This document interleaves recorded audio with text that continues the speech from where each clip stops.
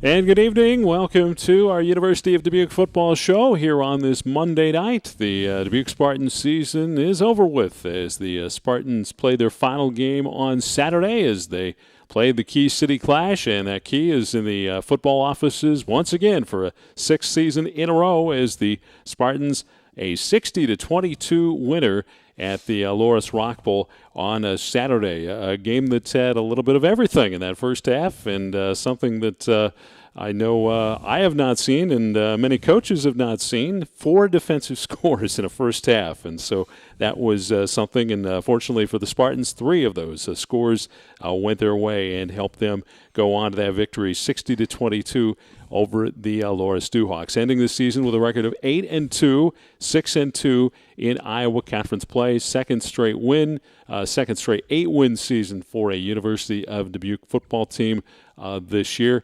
And we'll talk with Coach Zweifel about that big win over the across-the-street rivals, the Duhawks, and also we'll put a lid on this 2016 University of Dubuque football season, all during our UD football show here on this Monday night. We are at Chalmers Field, and it is dark here at Chalmers Field. As Coach pointed out, bright sunshine at the start of the year, and now it's completely dark here at Chalmers Field, and the lights won't come on for football season until 2017, and we'll talk about the 2016 season, recap it a little bit.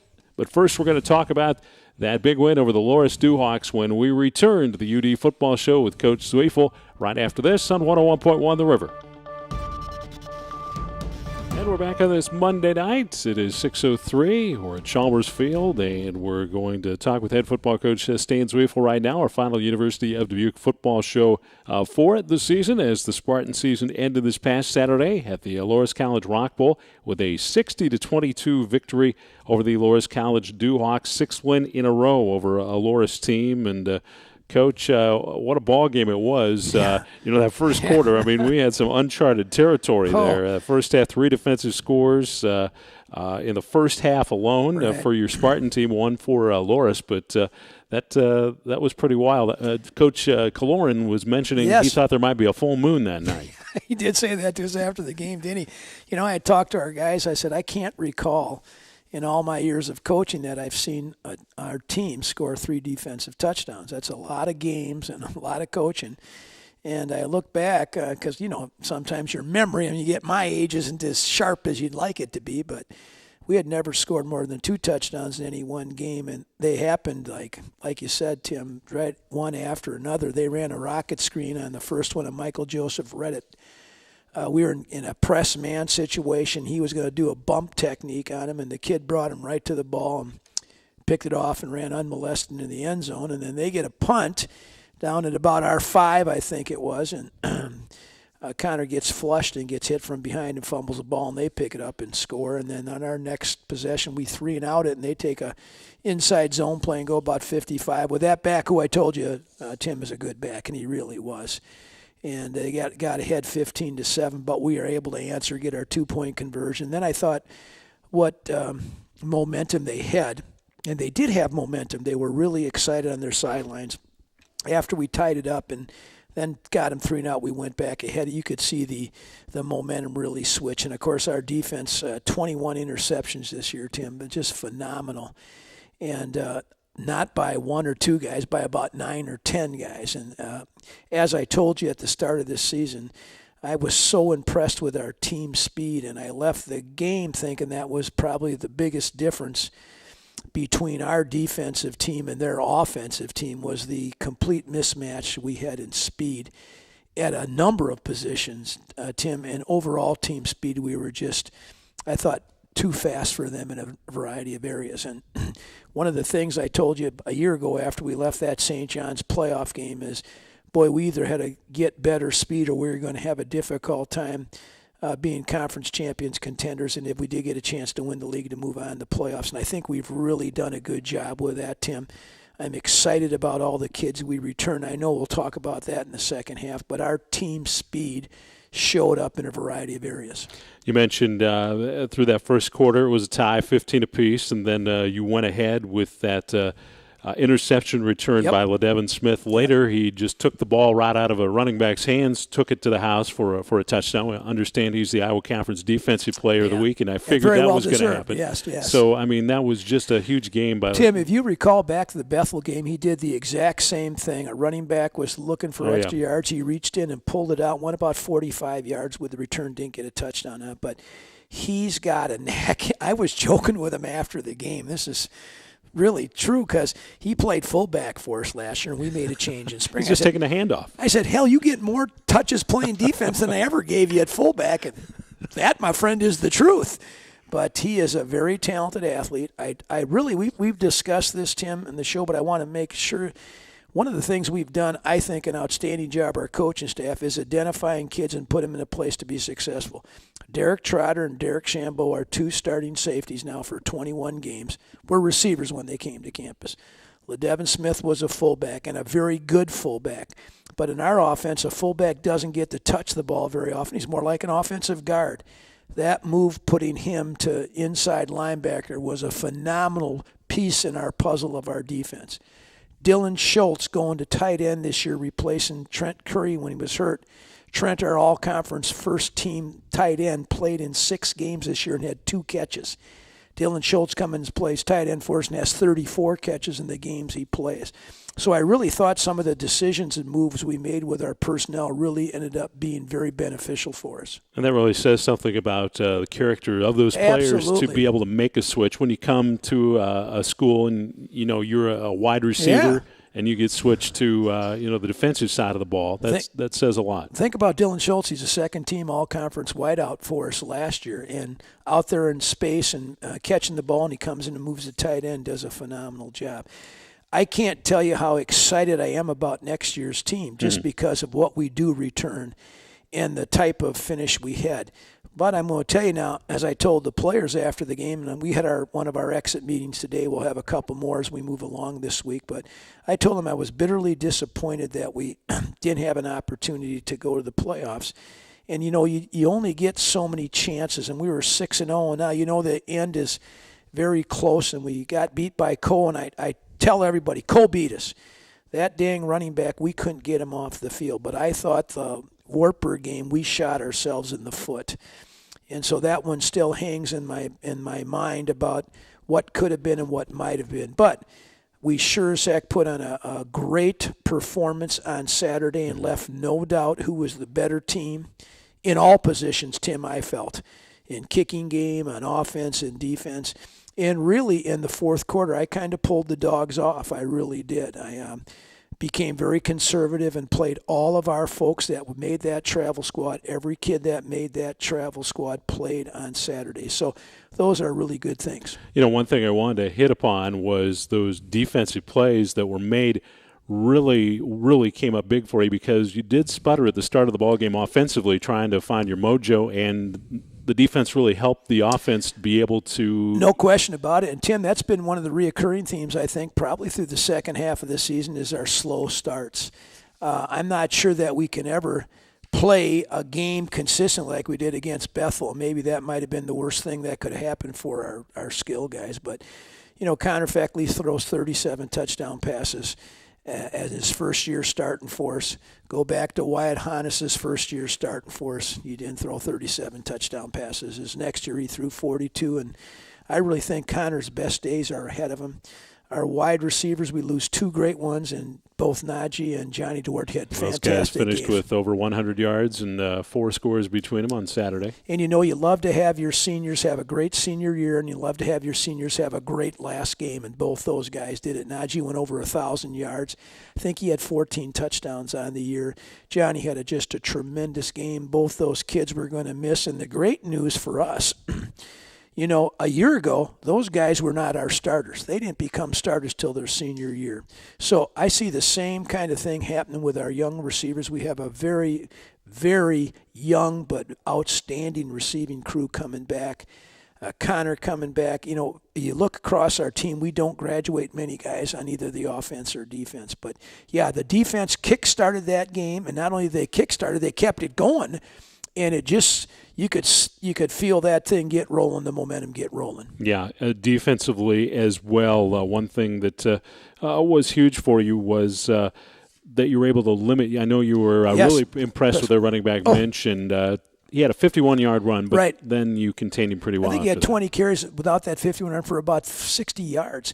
You know what I really thought we did, which I talked about on the show, is we got extra guys to the ball, extra helmets, punished him when he ran. And we had discussed as a staff all that week, we had thought they made a real critical change and away from passing the ball as much as they did early in the season to go to feature the running back. And I thought our scheme was outstanding. We had great secondary fill. Derek Trotter had an outstanding game. Derek Shambeau had an outstanding game. Joey McMahon. Those are all second and third level players for us, either at linebacker or at secondary. They came up, and when they didn't make the initial hit, we got a lot of folks on the ball. And I think that, again, is really going to make a difference when you play a good back, because he's going to get hit every time he carries the ball by multiple people, and that takes its toll, and I really thought it did. Any other really big keys you felt that helped you to this win? I thought that Ravon Woods played an outstanding game at his defensive end position, a young freshman. He pressured the quarterback a couple times, and they were trying to get the ball out of his hands relatively quick. And I also thought that, our special teams played outstanding. Connor O'Malley had a nice couple punts early in that game, which I think, flipped the field for us. And then, our speed shows up on special teams probably as much as any place that it does on the football field, either offensively or defensively. And we did a great job on that part of it. Connor had 4 punts, averaging 49 yards, and if I saw the stats right, that put him over 40 yards a punt this season. He did, and, we're going to nominate him for all-conference. I think he's the all-conference punter. Whether that'll come to fruition or not, I'm not sure. He's a sophomore. He came to our place as a position player. He was a rugby punter in high school at Pewaukee High School in Wisconsin. Never did the straight drop back. He has improved, and he looks like a college athlete. Good-looking kid, about 6'2", about 205. He's going to be a heck of a player now for us, a heck of a punter and a heck of a player for us in the future. This is the UD Football Show with head football coach Stan Zwiefel. The Spartan season is over with that win over Loras, 60-22 this past Saturday at the Loras College Rock Bowl. So the season is done, but there's a lot to talk about when we recap the season, and also maybe take a glance at this 2017 team for next season as we continue on this Monday night. This is the UD Football Show here on 101.1 The River.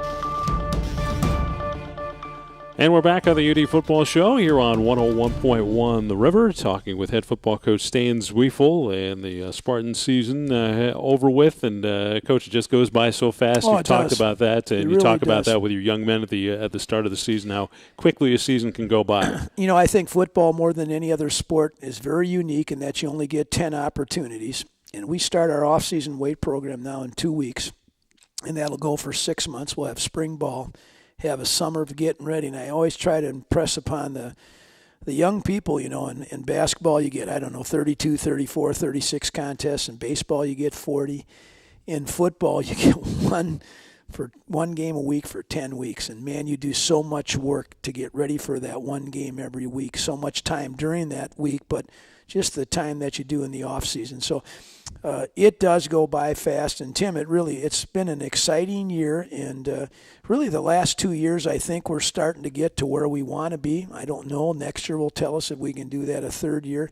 You mentioned we have 2 back, 8 season wins for us, and we've been won the conference last year undefeated, and we're surely in a position that we're going to be one of the better teams in the conference. So we just got to continue that. I'd sure like to get a 10-win season, Tim, let me tell you that. But this year we came up a little bit short, and I had mentioned to you, and I told our squad after the game, and I was very sincere about that, disappointed in our 8-win season. Not disappointed that we got 8 wins, disappointed where we were that we had a chance to get more than 8 wins. And we'll mull that over a little bit. Our coaching staff will be. We'll be out on the road, but we're going to mull over the things that could have happened and might have happened to put you in an undefeated season. You don't get that many opportunities to do so. So I hope it really rings to our young men. This year we had 7 seniors, Tim, smallest class I've had since I've been here. I think it was a direct result of us having 27 last year. And so that big class that we had, it was tougher to recruit. People didn't think they'd have opportunities to play. We're bringing back 53 juniors and seniors this year. It's the biggest junior-senior class I've ever had.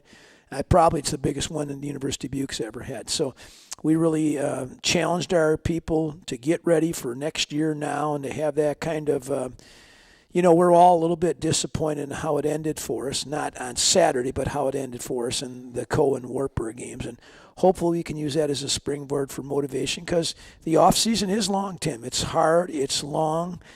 You're lifting weights 4 days a week. We have spring practices, and it moved up to 15 this year for the first time since I've been in the Iowa Conference. It's been limited to 10. Now we're at 15. We get to do what every other Division III school in the country is able to do. So it's going to be a lot of good preparation time for a very veteran team for us with a lot of team speed. We got to continue to find ways to get our guys in situations where they can be successful. We got a lot of good players. As you take a look back at the season, I mean, you started out 5-0, had that 70-53 win to start the year, that shootout over Bethel, big win on the road at Pacific, and then beat Central there for the first time in a very long time, and then that thrilling 3-overtime win over Buena Vista. Just some of the highlights of this season. I look back, and, we've had some just great wins. The Pacific game really was a tough game. We were very fortunate to win that game. The Bethel game is just like I said, wow, are you kidding me? I mean, that was like, I don't know, a video game, I think, in many ways. And then, we're going against Co, and I think we're both 6-0 at that time. And that game ends up being we're up in that game, but we could not get the ball away from them in the second half.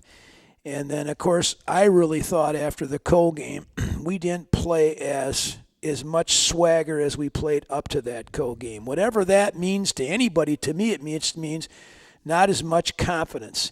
And so Buena Vista, there was a hangover, but we found a way to win that game when we probably shouldn't have, Tim. That game could have easily been an L for us, and that was a lot of fun because Neuendorf, who had not had a very good year kicking the ball for us, kicks 3 field goals, and every one of them is about as much pressure as you can possibly get. So that was a good win. And then we come Wartburg and we play a great emotional game, but we don't play very smart. And what I told our kids tonight is, when you get to those big games, you got to play with all that emotion and energy, but you got to play smart too. You can't lose your head about whatever that is when you get very emotional, and sometimes that happens. And I thought we beat ourselves against Wartburg, and I thought Co beat us. Now, however you want to put that out, that's how I feel about that game. I thought we had ample chances to win the Wartburg game, and we didn't get it done. I thought Co beat us in the fourth quarter in our matchup against them. I'll have a little bit more fonder memories as I look back at the season, as I get away from those losses. This one on Saturday, boy, that's a lot of fun. 6 in a row. I remember when I took this job, a couple guys asked, do you think you'll ever be able to beat Loris, Coach? Well, I sure hope so. I hope I can beat him sometime in my career here. And we've been able to put 6 in a row. And I don't know if that's ever happened before. I doubt that it has. And that key is right where it should be. When I walk into my office, I go right by that key and look at the scores that we've had the last 6 years. That's fun. Now, as I told you, we got to do that with Wartburg, start beating them on a more consistent basis.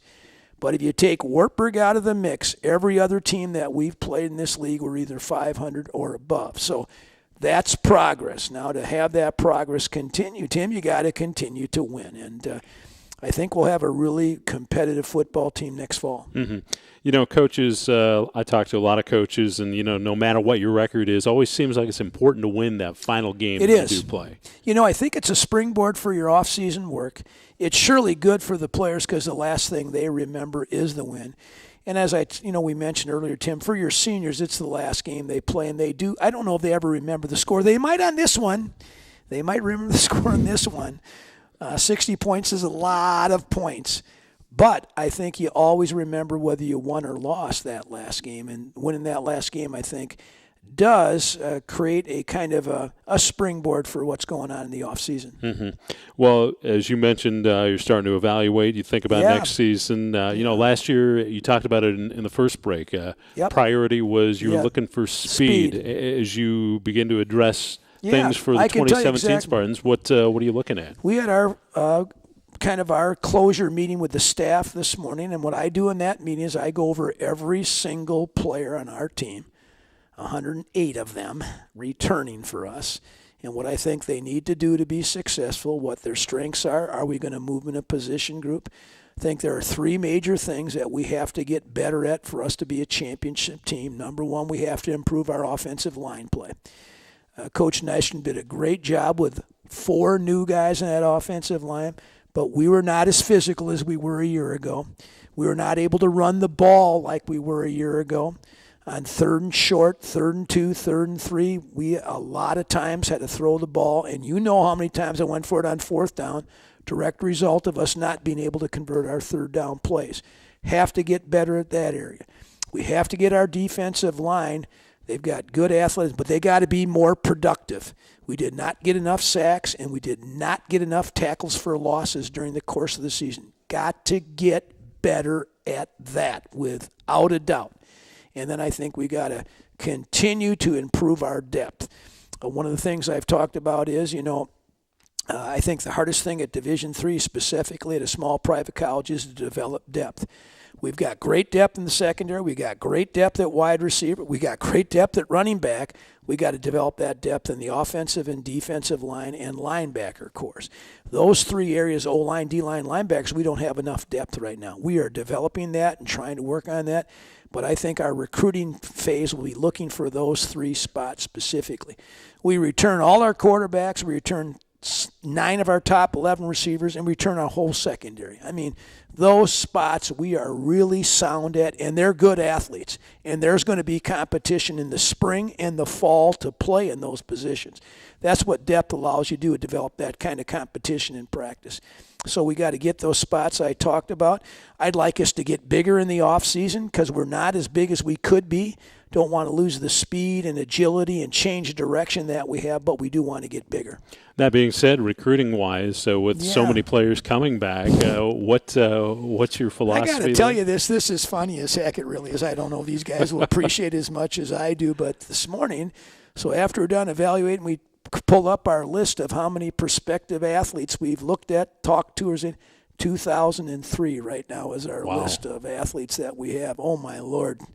Tim, now that list is going to shrink, but that just tells you how much recruiting we've done in the summer and the fall on trying to keep that list up. And we'll add to that list and delete that list. There are a lot of good players out there. We really feel we're going to have a chance at a lot of those good players. Again, you got to identify them, you got to evaluate, and then you got to have them make a decision they're going to come to your school. And that's always a competitive situation. I think one of the things we do really well, Tim, is we work very hard at recruiting. And I tell our guys you're going to recruit from now, today, until August 11th, the 12th we start. So that's how long the recruiting process lasts. And, you got to enjoy that part of it because if you don't, you better not be coaching in small college football because it'll wear you out. Well, we could have a good show about my Lord, would that be stories, fun? That would be fun. That would be fun. Might have to filter that a little bit, but it would be fun. Well, Coach, we're just about to put the lid on the UD football show for tonight and for the season, and I know there's probably some folks that you'd like to thank out there. You can't do it yourself, obviously, in a football program. Our assistant coaches, but our support staff has done a great job for us this year. Paul Meisner, the SID, and then our support staff that works with us, and all the folks that go behind the scenes to allow you to have a football season. It is a very bittersweet moment. It really is. It's bitter that the season is over and you miss those seniors, and I've said this a million times. The bad thing for those guys is their career is over. They don't get to play any more football. The good, sweet part for us is we get to coach next year. We get to coach in the spring. We get to coach in the fall, and that's one of the great things about being a coach because you just continue to get to do that. I think we've made some strides. As I told you, Tim, I'm very disappointed that we didn't do better this year. I'm not trying to say that in any form. I'm just telling you, I'm disappointed that we didn't finish 10-0. And when you get going and you feel you got an opportunity at that, you really want to take care of that. So I hope that resonates with our players and our coaches about how important it is to stay focused. And it's a grind, man. It's a grind. So you got to find reasons to enjoy the grind. I love the grind. I mean, hey, I love it. And I'm not sure all the people love it to the same level I do. I know the players don't. So you try to bring those guys up to enjoy the hard part of it because you only get 10 contests. Coach Zwiefel, I want to thank you for another great season, and we'll look forward to season number 9 next year at the University of Dubuque. I can't wait. All right. Hopefully it comes tomorrow, but yes, I think we got to wait. It'll come fast. Coach Stan Zwiefel, thanks for joining us. Thanks, Tim. Thanks All right. much. We're going to have some final words, wrap up our University of Dubuque football show for the season when we return after this on 101.1 The River. And we're back, and we're going to say goodbye for the 2016 season of the University of Dubuque football show. Again, my thanks to head football coach Stan Zwiefel for joining us on our Monday night shows. And we look forward to Stan joining us on our programs next season. And if you want to listen back or view the shows, they are archived on the University of Dubuque's website, and you can listen back to those. Also, all the games from the University of Dubuque football season, ones that are in video form and audio and just audio, you can also go back on the University of Dubuque's website, dbq.edu, and find those in the on-demand part of the Stretch Internet that is at the University of Dubuque's athletic website. Thanks to, of course, everybody here at the University of Dubuque. I want to say a special thank you to our sponsors on the UD Football Show, University of Dubuque, Conlin Construction, also Dubuque Bank and Trust, and also sponsors of UD Spartan Football that included Straka Johnson Architects, American Trust, and Champs Americana and Hardee's. So thanks to all of them for helping bring you University of Dubuque football. And thank you, the listener and viewer, for watching our programs this season. It's been a lot of fun. We'll look forward to another season of University of Dubuque football next year. So for the UD Football Show, I'm Tim Larry on 101.1 The River.